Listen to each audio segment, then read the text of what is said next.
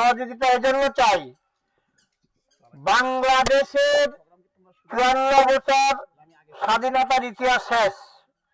এতে করে আমরা বাংলাদেশ ইতিহাস যদি দেখি তাহলে ইতিহাসের নমুনাটা ভালো না।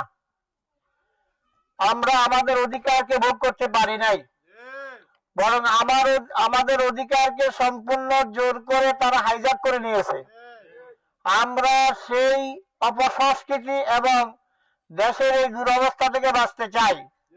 এই জন্য ৫ই আগস্ট এই জাতির দামাল ছেলেরা, এই জাতির শিক্ষার্থীরা এবং সর্বস্তরের মানুষ রাস্তায় নেমে পড়ে স্বৈরাচার বিদায় করেছে।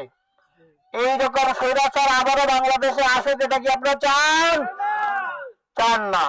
তাদের কাছে মানুষের কোনো মর্যাদা ছিল না, মানুষের জীবনের কোনো মায়া ছিল না। পাখির মতন মানুষগুলোকে হত্যা করে তারা মানুষগুলোকে গুলি করে হত্যা করেছে। আমরা এর অবসান চাই।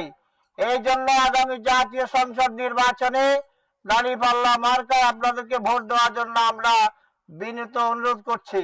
আমরা বাংলাদেশের ইতিহাস যদি দেখি তাহলে আমরা দেখি ওই ফেনীতে ফেলানিকে যেভাবে হত্যা করে তারের মধ্যে ঝুলিয়ে রাখা হয়েছিল, এটা কি আপনাদের মনে আছে কিনা? আমাদের অসংখ্য মা বোন